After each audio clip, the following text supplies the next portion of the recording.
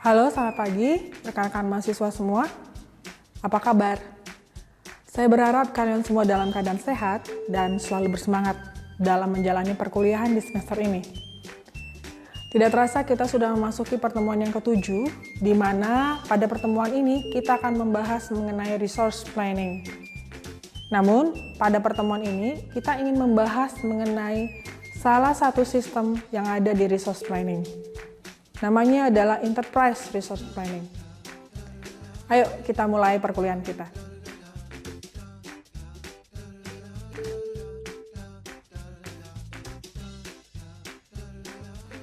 Pada pertemuan yang sebelumnya, kita membahas beberapa proses activity yang ada di dalam produksi.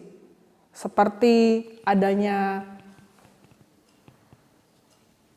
production planning,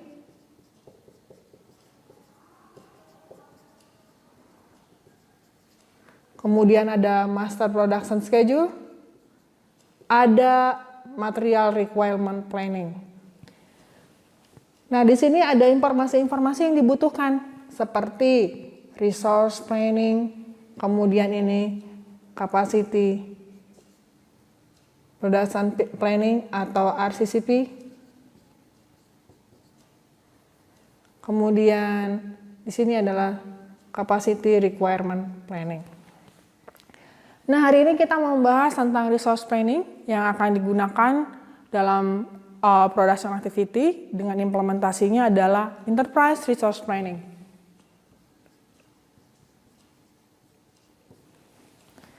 Nah, mungkin kalian belum pernah mendengar yang namanya Enterprise Resource Planning. Enterprise Resource Planning itu adalah suatu upaya untuk mengintegrasikan semua fungsi-fungsi yang ada di dalam suatu bisnis produksi. Misalnya kalau kita ingin membuat suatu produk, contoh adalah spidol ini. Spidol ini butuh informasi mengenai berapa yang dibutuhkan oleh konsumen. Dari informasi sales, kemudian dari production planning, kemudian berapa orang yang dibutuhkan, kemudian berapa mesin yang diperlukan, dan material-material apa yang diperlukan.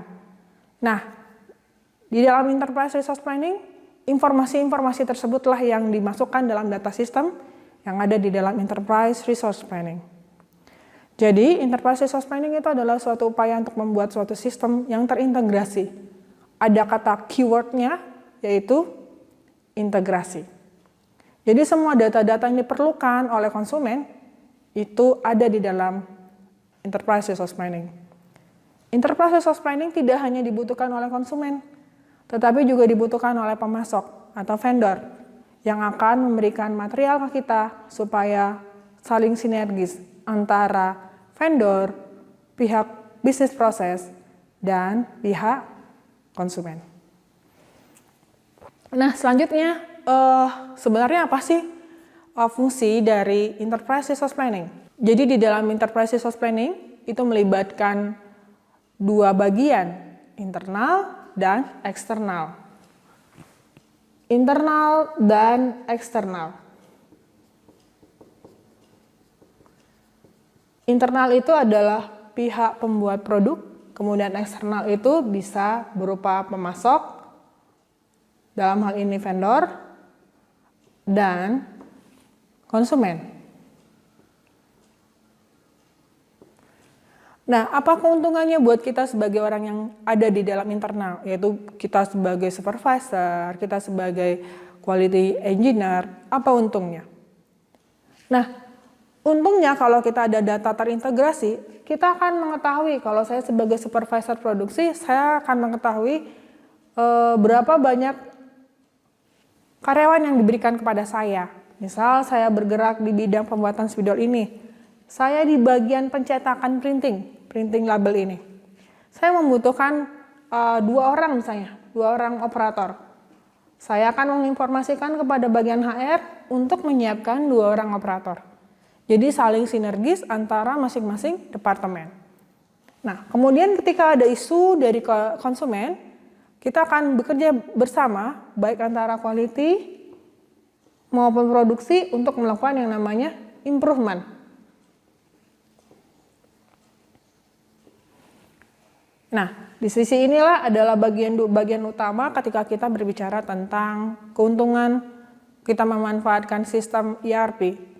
Jadi, meskipun kita tidak saling bertemu, kita tidak saling berjumpa, kita akan melihat dari data sistem bahwa kita akan membutuhkan beberapa karyawan, kita membutuhkan beberapa mesin, kita membutuhkan kerjasama dalam hal memperbaiki isu-isu dari produk yang kita buat. Kerjasama dalam orang maintenance, orang quality, maupun orang produksi. Nah, ini manfaat ketika kita ada menggunakan sistem ERP, Enterprise Resource Planning. Lalu bagaimana dari sisi eksternal? Kalau dari sisi eksternal ketika mereka tahu kita menggunakan sistem ERP, mereka akan melihat posisi dari produksi kita. Contoh, pihak konsumen. Konsumen akan memberi informasi kepada kita berapa banyak yang dibutuhkan untuk dibuat. Misalnya, kita sudah membuat forecast, actual produk yang akan dibuat akan diinformasikan melalui ERP. Jadi tidak perlu berjumpa, hanya menggunakan satu sistem yang terintegrasi ke pemasok. Kemudian dari pihak sales juga kita akan memberikan keuntungan. Karena di dalam sistem ini adalah semua sistem itu terintegrasi, termasuk marketing and sales. Jadi kita bisa mempromotkan ke orang tentang produk kita, tanpa kita langsung datang ke door to door. Jadi kita bisa informasikan ke website, kemanapun, dan orang bisa memesan online dengan menggunakan sistem ERP. Kemudian itu akan berdampak pada penjualan kita meningkat dan memberikan keuntungan bagi kita. Di satu sisi, konsumen juga memberikan manfaat bagi dirinya. Dia juga akan tahu kualitas dari produk kita itu seperti apa dan memberikan feedback untuk improvement dari produk kita. Kemudian bagi pemasok, yaitu dari vendor. Vendor akan kita beritahu berapa banyak material yang dibutuhkan ketika kita ingin memproduksi 100 spidol ini. Jadi dalam informasi yang ada di dalam data sistem ERP, semua saling terkait, baik dari pihak internal maupun dari pihak eksternal. Ini adalah manfaat yang dibutuhkan ketika menggunakan sistem ERP ini. Nah, Anda bisa lihat ya nanti di slide berikut ini, ada evolusi dari ERP. Sebelum ERP ini ada proses-proses yang dilakukan. Ada 4 tingkatan, MRP, MRP2, ERP, dan ERP2. Apa sih evolusi-evolusi yang dilakukan ketika memproses ERP? MRP adalah cikal bakal ERP, di mana di dalam MRP itu ada satu modul utama yang berisi tentang perencanaan kebutuhan material. Kemudian yang kedua adalah MRP2. MRP2 adalah pengembangan dari MRP, di mana ada modul tambahan berupa 3 modul tambahan yang mencakup perencanaan penjualan dan operasi, keuangan, dan simulasi analisis kebutuhan. Jadi kalau tadi di MRP itu berbicara tentang perencanaan kebutuhan material saja, di MRP2 dikembangkan lagi. Nah, selanjutnya evolusi yang selanjutnya adalah ERP, di mana ERP ini adalah semua sistem terintegrasi, termasuk di dalamnya keuangan, human resource, ada di dalam ERP. Kemudian bagaimana dengan ERP2? ERP2 adalah mengglobal, semua orang bisa melihat ERP kita, ERP2. Nah, itu adalah evolusi yang ada di dalam ERP. Bagaimana ERP itu bisa muncul adalah munculnya dari MRP, Material Requirement Planning. Nah, apa saja yang ada di dalam ERP? ERP itu berisi tentang modul-modul. Modul-modul itu yang hubungannya dengan departemen-departemen. Jadi kalau di suatu perusahaan bisnis, ada departemen human resource, departemen produksi, kemudian departemen keuangan misalnya. Nah, inilah yang terintegrasi dan dibuatkan dalam bentuk modul-modul. ERP sesungguhnya adalah suatu sistem yang saya bilang, yang dibuat dalam bentuk software atau perangkat lunak. Banyak sekali software-software yang mendukung ERP. Contohnya Oracle, SAP, kemudian Magic, Protean, Intacct, dan masih banyak lagi software-software yang membuat modul-modul yang terintegrasi. Yang paling umum digunakan adalah Oracle dan SAP. Nah, Saya bilang tadi bahwa modul MRP itu terdiri dari beberapa komponen yang di dalamnya itu adalah mewakili departemen-departemen dari produksi itu sendiri. Secara umum, ERP itu ada 3 modul utama. Yang pertama adalah Financial, Distribution and Process Production. Yang ketiga adalah Human Resource. Nah, apa saja yang termasuk dalam Finansial? Finansial itu adalah kontrol keuangan, keluar masuknya uang, kebutuhan-kebutuhan apa saja yang dibutuhkan dalam bentuk uang, kemudian investment. Investment itu adalah ketika kita sudah melakukan bisnis yang pertama, kita melakukan pengembangan. Nah, di situ dihitung secara finansial terhadap investment management. Yang kedua adalah distribution and manufacturing, yang di dalamnya modul tersebut terdiri dari production plan, kemudian quality, maintenance, logistik, sales. Jadi hal-hal penting yang menjadi intinya dari produksi itu ada di dalam bagian kedua ini. Yang ketiga adalah human resource. Human resource ini lebih berbicara tentang kita memiliki berapa banyak karyawan, kemudian kita akan latih bagaimana, kemudian berapa banyak orang dialokasikan ke semua departemen yang ada. Nah, itu adalah bicara tentang 3 modul utama yang ada di dalam ERP. Nah, pertanyaannya adalah apakah ERP itu digunakan di semua perusahaan? Coba kalian lihat di industri kecil. Apakah industri kecil itu memiliki ERP? Contohnya adalah industri tahu atau tempe yang dibuat oleh UKM-UKM. Apakah mereka memiliki ERP secara menyeluruh? Misalnya ada HR-nya, ada produksinya, ada bagian pengontrolan keuangan. Tentu saja tidak. Mereka tidak memiliki sistem ERP. Untuk membeli sistem itu saja mahal. Nah, biasanya perusahaan-perusahaan yang sudah berkelas menengah itu akan membutuhkan ERP untuk membantu mereka mengontrol proses yang ada di dalam sistem mereka. Nah, ada beberapa implementasi ERP dengan metode-metodenya. Yang pertama adalah Big Bang, kemudian franchise, kemudian adalah slam dunk. Yang pertama adalah Big Bang. Big Bang itu adalah sistem ERP itu sudah terinstal di masing-masing fungsi.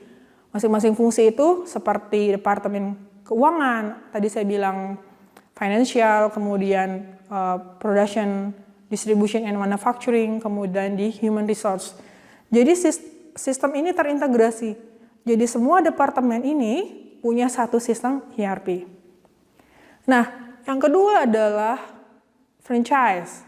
Franchise, jadi masing-masing departemen punya sistem ERP sendiri-sendiri yang nanti akan dikoneksikan. Jadi beda-beda ERP-nya, tetapi tetap mereka memiliki ERP berdasarkan kebutuhan-kebutuhan dari masing-masing fungsi tersebut. Nah, siapa sih sebenarnya yang sudah pernah mengimplementasikan ERP? Yang pernah mengimplementasikan ERP itu adalah contohnya perusahaan Nestle. Perusahaan Nestle adalah perusahaan besar yang kalian tahu produknya apa-apa aja. Ini adalah contoh produk-produknya. Nah, bagaimana sebenarnya Nestle itu bisa menjadi perusahaan yang besar?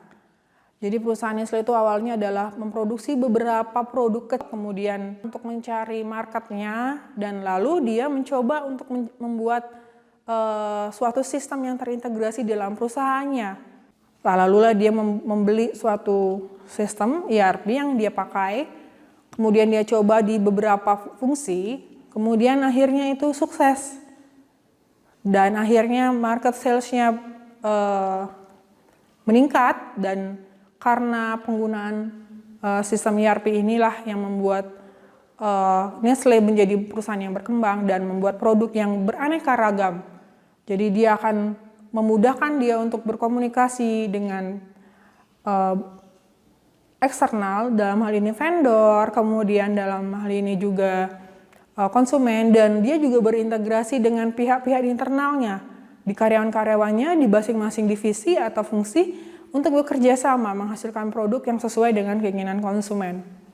Jadi dalam hal ini Nestle sudah berhasil mengimplementasikan ERP di perusahaannya secara bertahap sehingga menghasilkan membuat suatu perusahaan Nestle berkembang sesuai dengan yang diharapkan oleh perusahaan tersebut. Masih banyak lagi perusahaan-perusahaan lain yang menggunakan sistem ERP. Biasanya perusahaan itu perusahaan-perusahaan besar, misalnya Panasonic, Schneider, dan lain-lain yang bisa mengimplementasikan ERP ini untuk mendukung bisnis proses mereka. Nah, itu dulu sekilas mengenai ERP, Enterprise Resource Planning. Kita akan berdiskusi kembali di pertemuan online. Saya harap kalian bisa memahami topik ini untuk minggu ini. Salam sehat, selalu bersemangat. Selamat pagi.